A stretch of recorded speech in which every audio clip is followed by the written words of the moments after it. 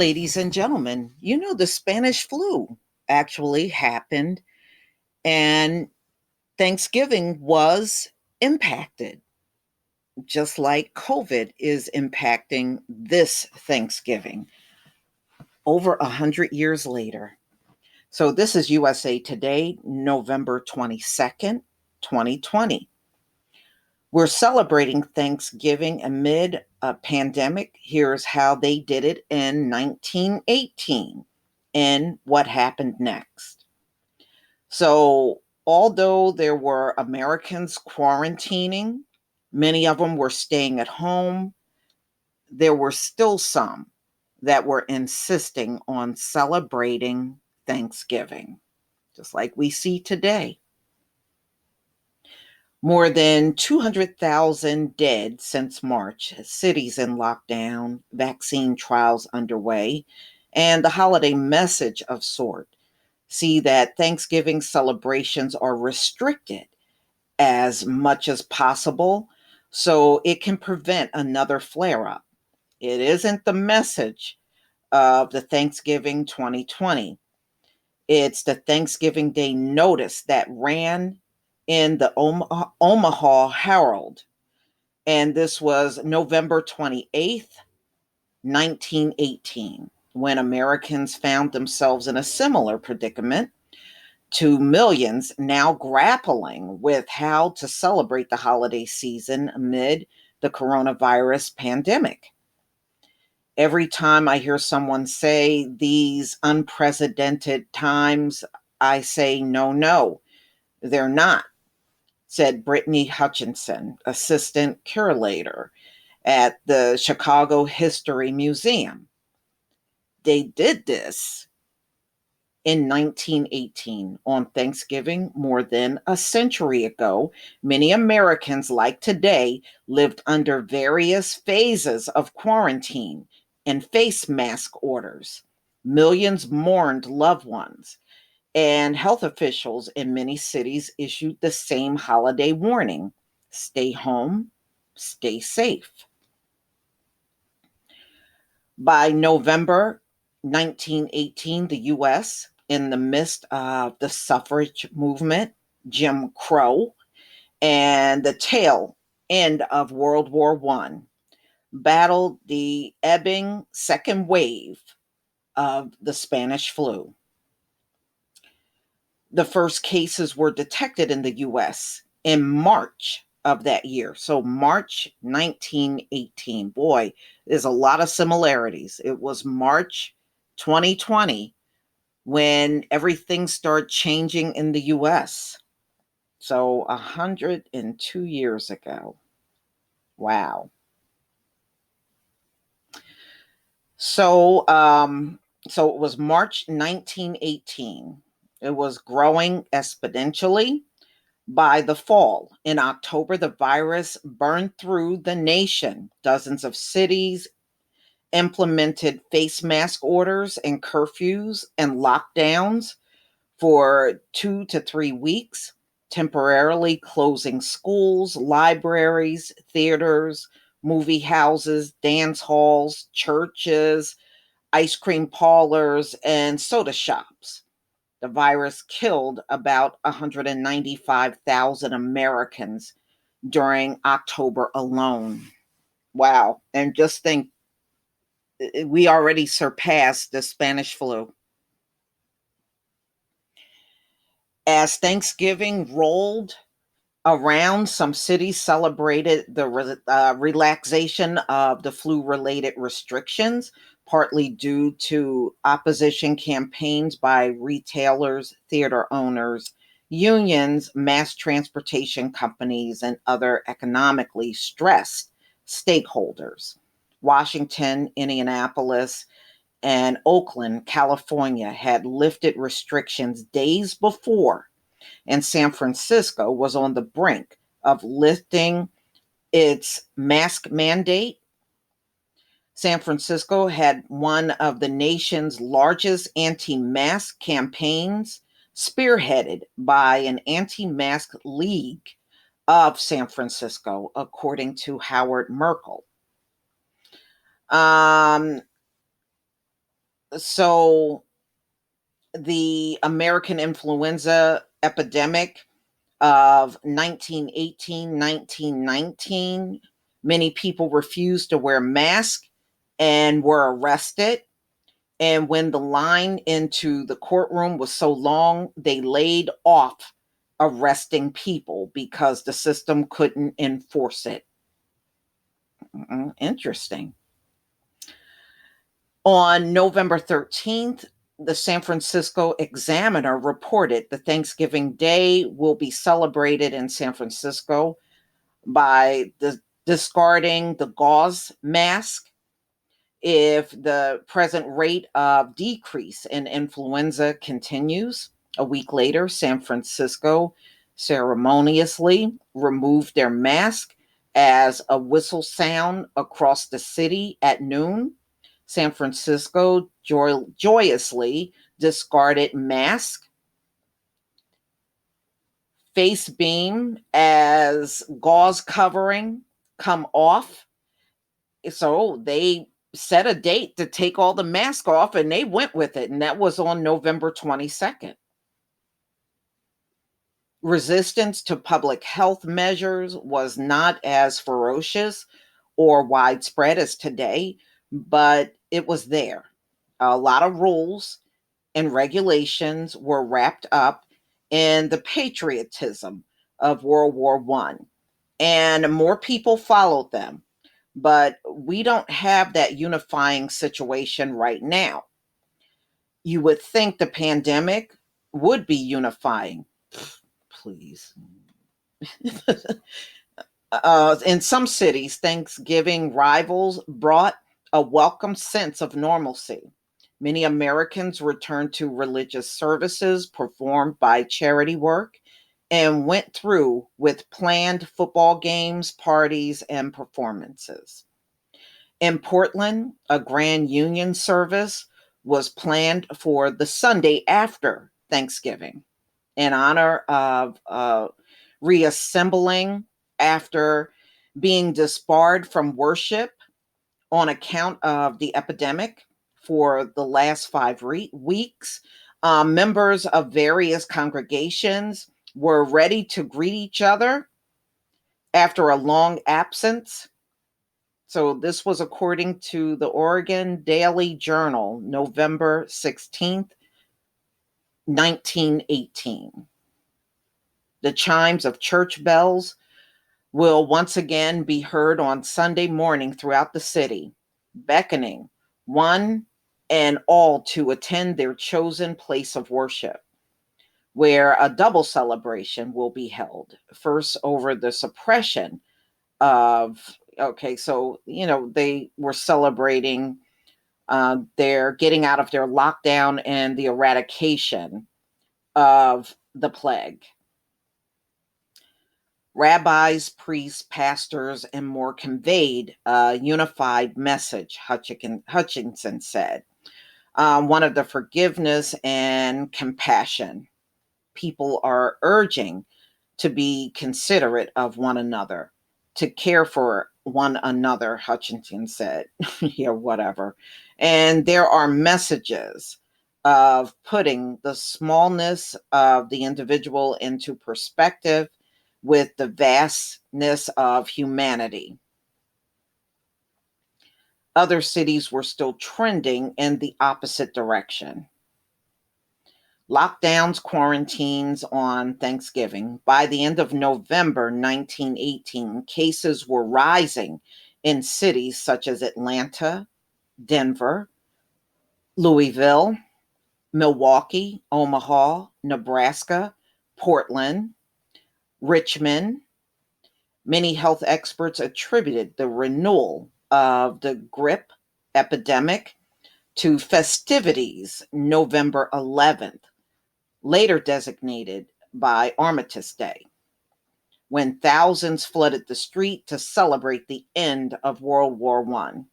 It was not the lifting of the closure ban that caused the spread of the epidemic, but the put aside of all precautions and restrictions by the people of Denver, when they celebrated on Victory Day. City manager of health and charity, William H. Sharpley, told the Denver Post in a story on November 21st, 1918. On November 27th, the day before Thanksgiving, St. Louis reported the highest new daily case count since the epidemic began. Buffalo, New York recorded the largest jump in daily cases since the lifting of its pandemic ban earlier this week. So, this is what happened after people gathered for Thanksgiving. It got worse, which they're anticipating in 2020. Both cities subsequently cracked down on public gatherings, limited the number of passengers on streetcars, and ordered those cars to be ventilated and cleaned. In Salt Lake City, residents were under quarantine on Thanksgiving. Shops were prohibited from holding sales, and celebrations were postponed until Christmas Day.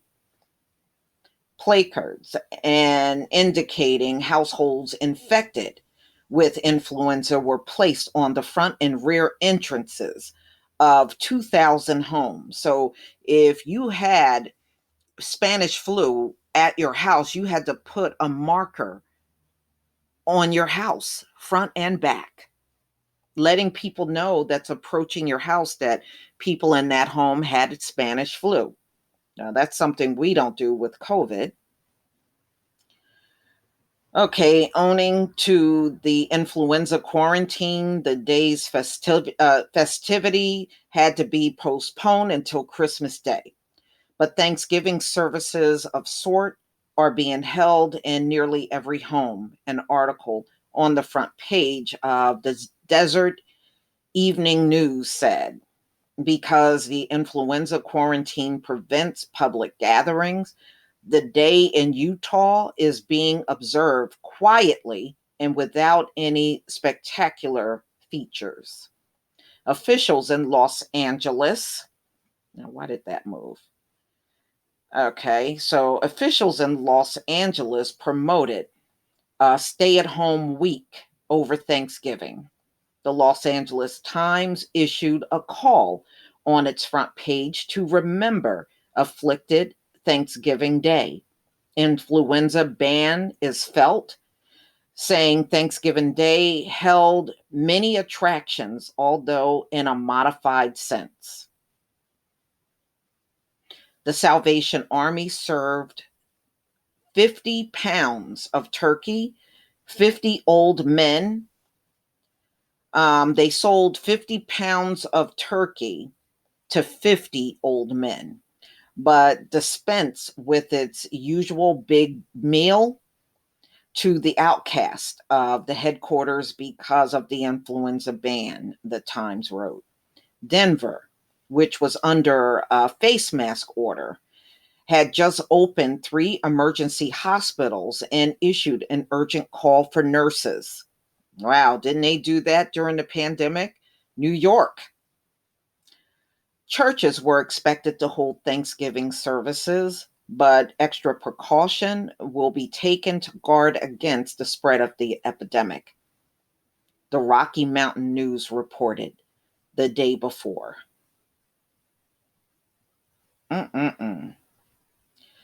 Special pains have been taken to provide all the ventilation necessary to make the attendance at the service safe, in spite of the influenza epidemic. In a number of churches, electric fans have been placed in auditoriums so as to change the air every few minutes, the article said. In many cities, traditional Thanksgiving Day pageants were held outside. In Cincinnati, which was seeing a surge in cases among children and firemen, Thanksgiving exercises at school were held in auditoriums instead of classrooms to avoid crowding, the Cincinnati Enquirer wrote November 28th, 1918. A handful of cities began to see a surge in cases on Thanksgiving itself. Cincinnati health officials requested parents to forego children parties and gatherings during the Thanksgiving vacation, but the number of hospitalized patients rose on the holiday. Schools added an extra day of vacation to the Thanksgiving holiday break to promote a beneficial result in the influenza situation. We are not happy. Mm-mm. So they said, we are not happy in a frame of mind tonight. Dr. Walter List, superintendent of the city's general hospital, told the Cincinnati Enquirer on Thanksgiving. An institution such as this can stand the stain of an epidemic for 5 or 6 weeks, but when it continues for such a long period, the situation is complicated. Like these people whining today. You saw they whined back then too. Kansas City saw a similar trend. The week of Thanksgiving, the number of flu cases at the city general hospital doubled. And on Thanksgiving Day, the city health officials reinstituted home quarantine for influenza victims and their families. Schools on break for Thanksgiving were closed until further notice. Public dance halls and restaurants were closed on Thanksgiving in Spokane, Washington, and private parties were prohibited. But the next day, the city's emergency hospital received more applications for admissions than on any other day during the entire epidemic. On Thanksgiving, the hospital was filled and death a frequent visitor, the Spokane Review wrote. Jefferson, Iowa. So Dr. C.W. Blake spent much of Thanksgiving evening making house calls on people ill from influenza. Arthur Thomas Moraine wrote in his 1998 book, Prairie Grass Roots, Blake had been attending a Thanksgiving dinner at a farm outside the town and had let the local phone operator know he would be available later in the day. When he received a call about patients in the early evening, the operator had a list of 54 patients who had come down with the flu that day. At one farm north of Jefferson, a family of 4 were too sick to even make themselves the most simple meal. While Blake checked, each one made a soup from ingredients on hand and left it for the family. By the fall of 1918, scientists in cities across the country were working on an influenza vaccine. Doesn't that sound familiar? Everything that happened back then is happening now. And many were developed and used over the course of the pandemic. Researchers in New York, Boston, Pittsburgh, and New Orleans and Seattle developed vaccines, and thousands of people in those cities and many others were inoculated. Days before Thanksgiving, health officials in Rochester were encouraging people to obtain a vaccine. Wow. Man, talk about history repeating itself. Available at local health bureaus. In Salt Lake City, the emergency hospital gave more than 100 vaccines on November 30th. By early December, free inoculation clinics were established across the city, and thousands of residents lined up for their vaccinations. The problem? Researchers didn't know influenza was a virus. Wow. So wow. They didn't know that back then? Okay, the vaccine was made They made a vaccine against the bacteria, which was thought to cause the influenza, Markle said. So not only were the vaccine of this era crude and not all that effective, listen to this. He said the vaccines were crude and not all that effective. The vaccine that they did produce was wrong for that organism.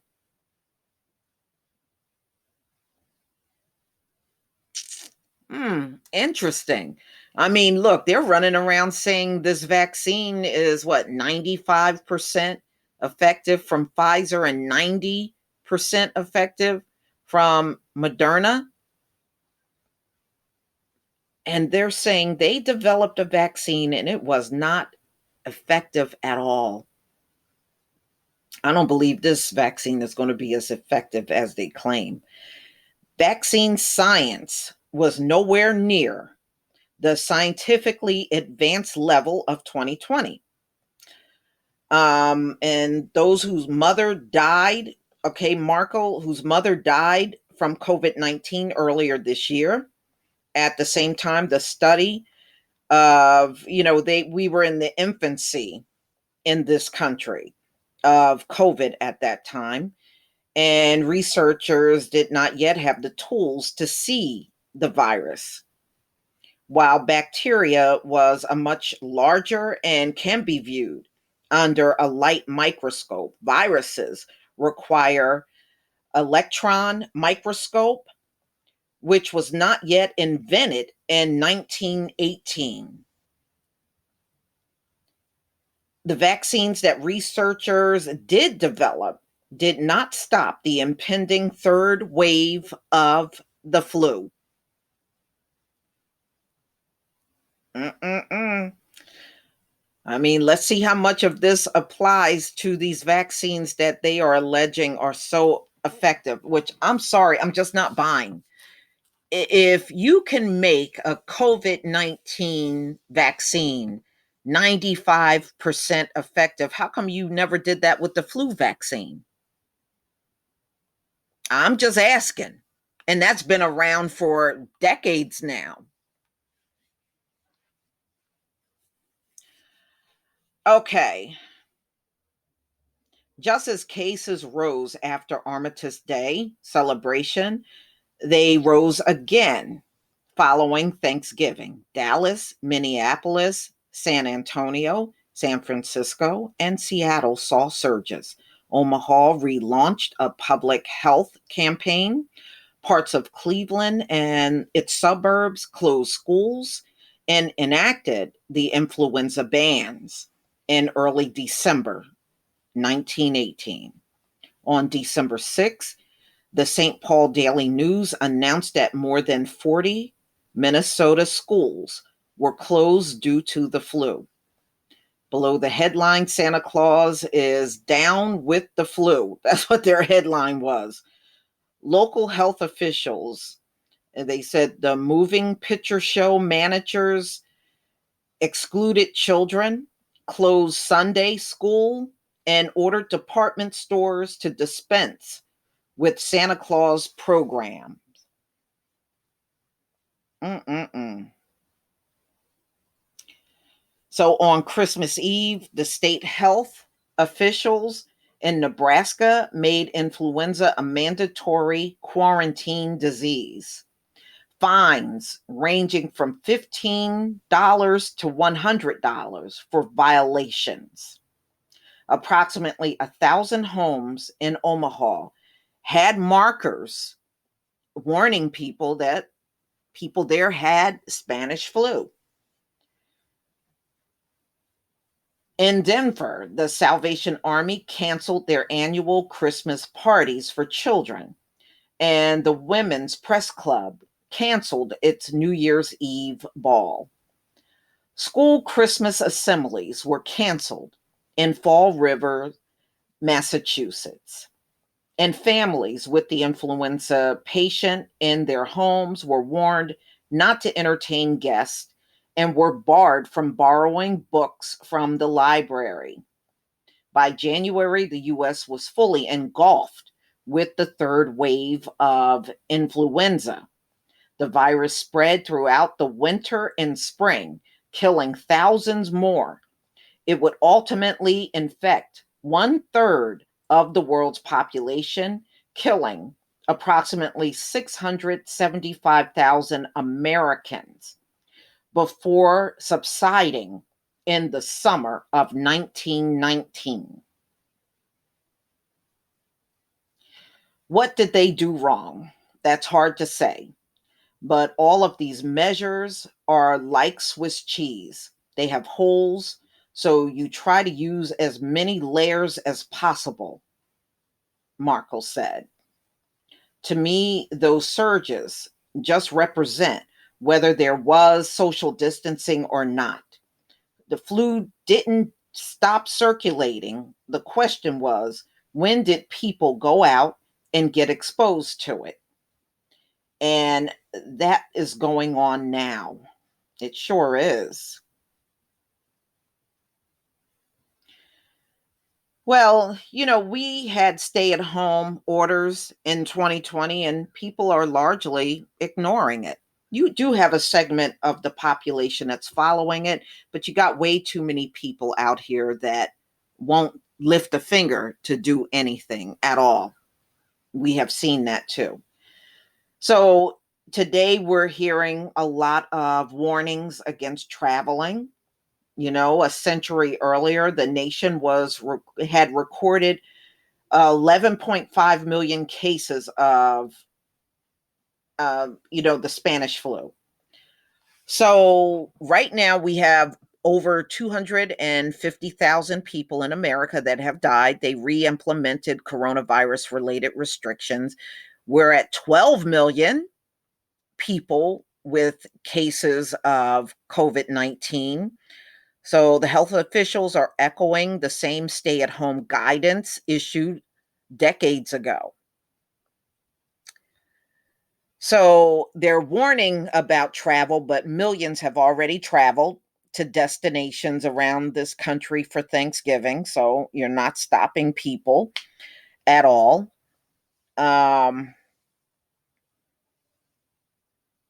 So if history tells us anything, Markle said, it is the risk of contracting the virus or spreading the virus by congregating in groups or even traditional holiday parties is right now too great. It is disappointing, but let's get through this so we can celebrate many, many more Thanksgivings, he said. Yeah, that's wishful thinking. The better part of Baller is to stay at home and stay safe. Well, they're not doing that. They're not. And there's going to be millions more traveling this week, ladies and gentlemen. So, as you can see, you have hard headed people today, and you had hard headed people back in 1918 too. So, it's like everything about this Spanish flu is repeating itself now. But the part I'm interested in seeing is, let's see if it'll repeat itself when it comes down to that vaccine. But y'all, please tell me what you think. Please leave your comment and subscribe. Don't forget to hit on the notification bell, and I'll see you on the next video. Peace, family.